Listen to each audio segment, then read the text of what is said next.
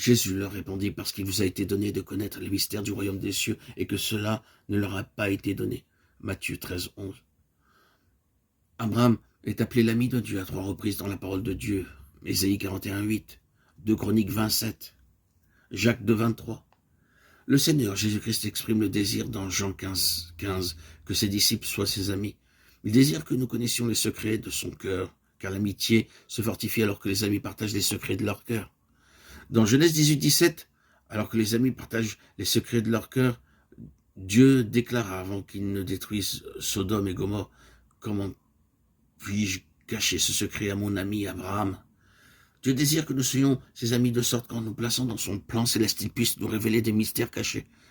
À cause de la communion dont nous jouissons avec Dieu, Matthieu 13, 17, il désire que les choses cachées aux sages et aux intelligents nous soient révélées.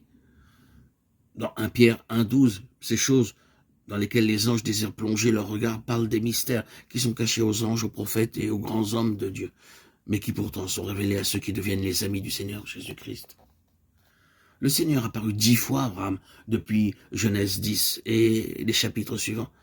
Il a apparu 2 fois dans le chapitre 12. Chaque apparition révèle un secret de l'amitié divine. Il s'agit d'une révélation graduelle. Genèse 12, 1.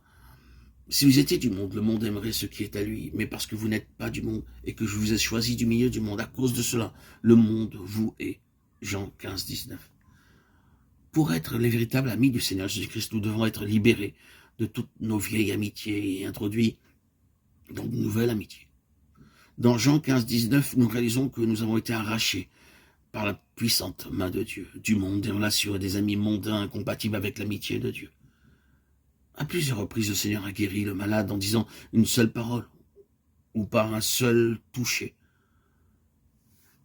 Dans le cas de Marc 8, 23, il conduisit l'aveugle par la main, nous montrant par cet exemple comment être un véritable disciple ou ami. Jusqu'alors, l'aveugle avait été conduit par ses parents ou des amis.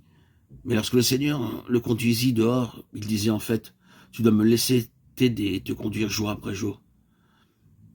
Ainsi, il le fit sortir de ses anciennes associations, non parce qu'il avait peur d'accomplir un miracle, mais c'était pour un but, le même but pour lequel il demanda à Abraham de quitter sa parenté, sa famille et tous ses amis, pour lui donner de nouvelles relations.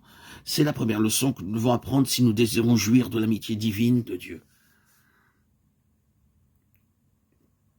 Le Seigneur promit à Abraham une septuple bénédiction dans Genèse 12, 2, 3.